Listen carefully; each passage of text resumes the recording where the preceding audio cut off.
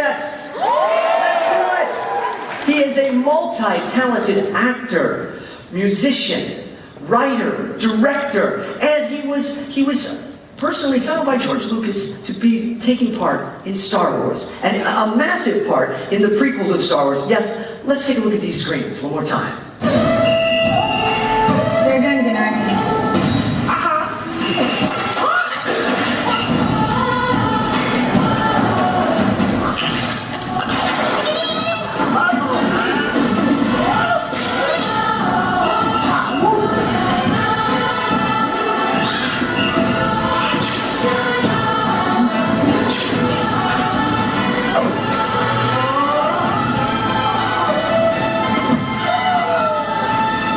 Ladies and gentlemen, Ahmed!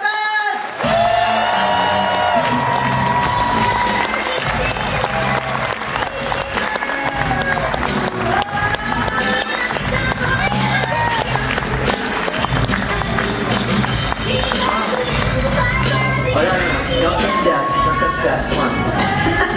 How are you? I'm good. How are you? This is your first Star Wars weekend. It is. Day one.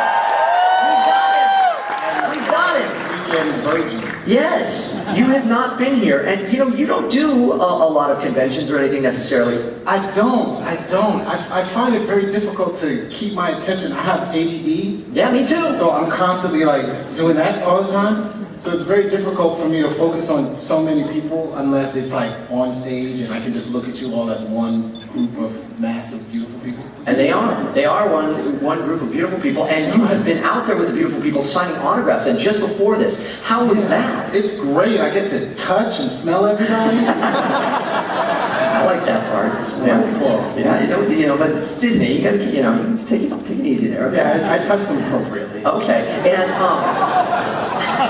the show is Right? awkward turtle. I'm sorry. Sorry, I'll take seconds of it. Yeah, this is great, James. I love it. I'm at best. Thank you all. I thank you here again. Your last time on Star Wars Weekend. You asked for it, here I am. Yeah, okay. Sorry. See, I got a little soundboard there. Oh, right. So if it's dying, then I just get a little.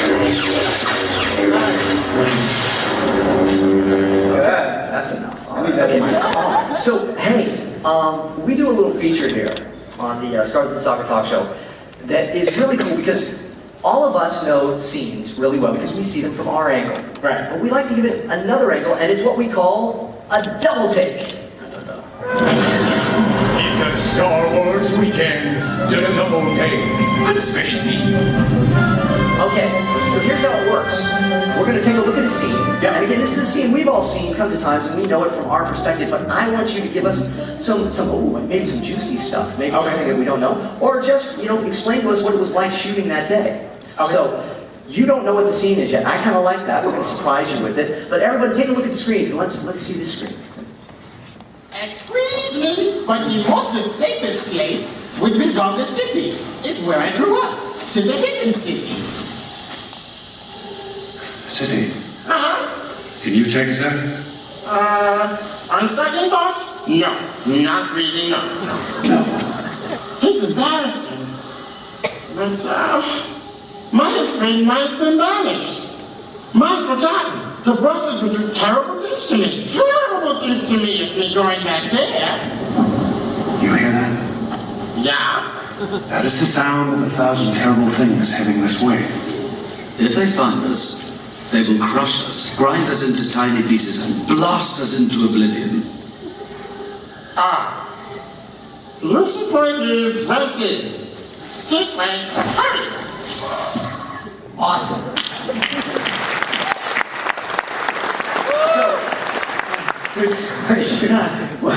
That was a fun day.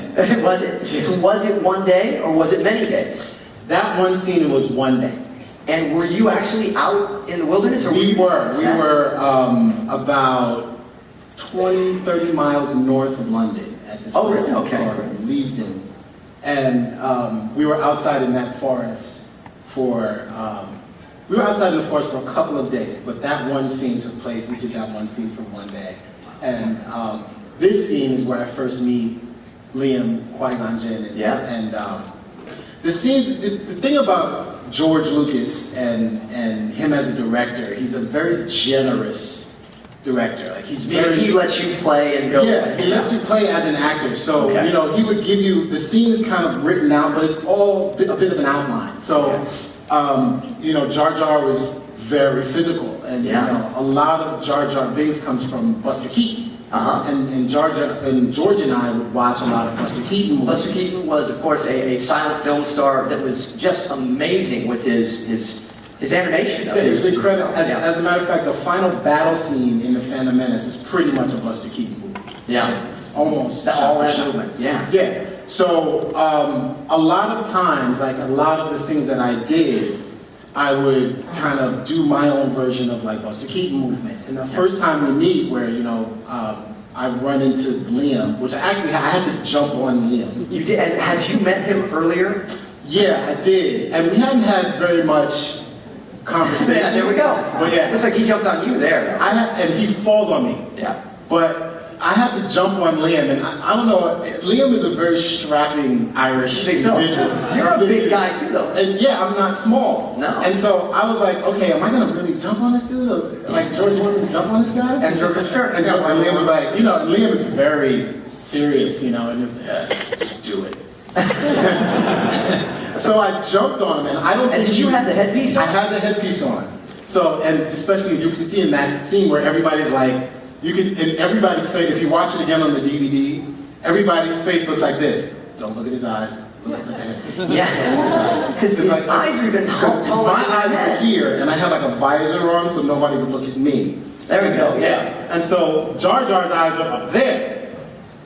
But everybody would look at me in my eyes. So it looks like, when it's animated, it looks like everybody's talking to Jar Jar's neck, which doesn't make for an interesting movie. Unless they put his eyeballs and mouth down there, it would have been a whole other thing. So this was obviously while we were not doing the take because Jake is looking at me. Yeah. But everybody's face is like, I can't look at him.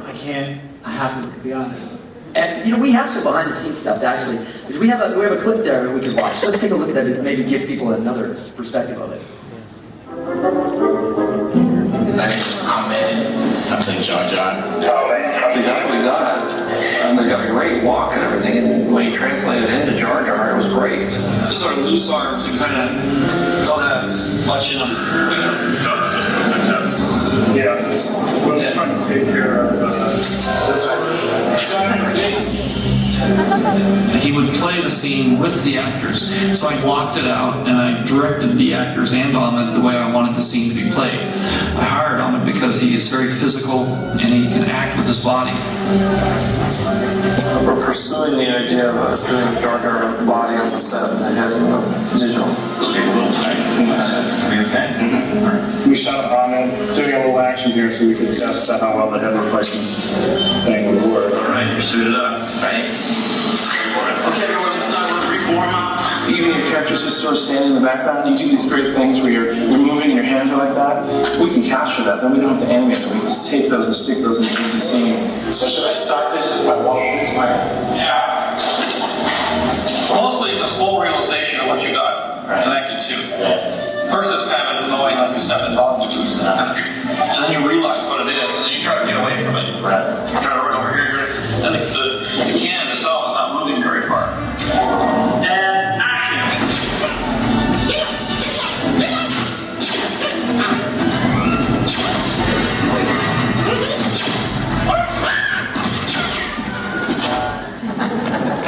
That is awesome.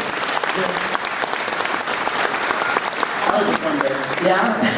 The whole battle scene, because I was hanging from stuff. Everything that you saw Jar Jar do in the battle scene, I did. Well, that's what I was going to say is you were really, I mean, this was the cutting edge of mocap. We're all so used to seeing mocap now, aren't we? You know, with Lord of the Rings, Andy Serkis, all this. But this was way before that you're doing that. Yeah, this was about 4 or 5 years before Andy did it.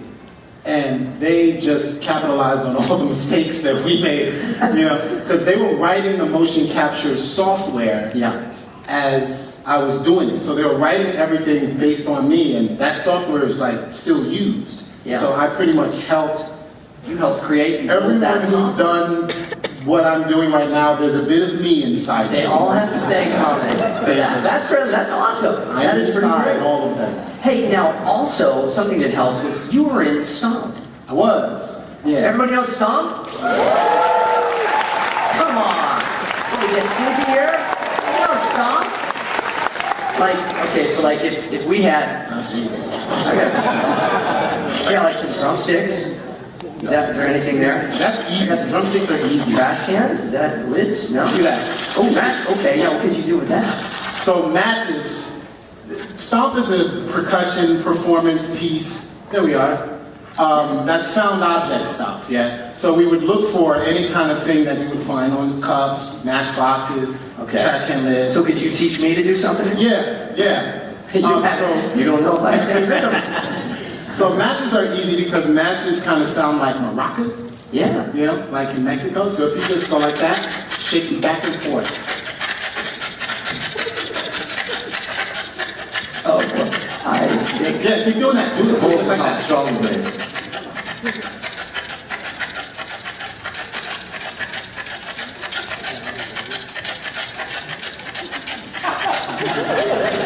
Wow, you're doing all the work. So now you're a musician. Musician, voice actor, host, James Arnold Taylor. Put it on the special features Oh, on your resume. and You must unlearn what you have learned. That's right.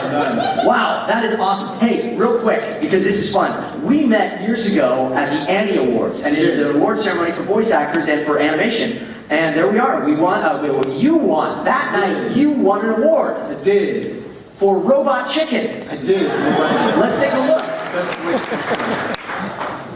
Sally Johnson is a real person, not an actor. So to tell her story, we hired the star of Phantom Menace. I was driving down my street when a truck hit me head on. Awesome news! There's a trigger coming! Police are gonna die!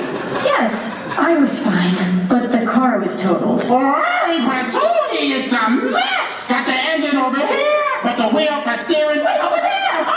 My agent at Gecko Insurance sent me a check right away. You said I didn't do it! We win the money. I think I was explaining it better than he was. Gecko.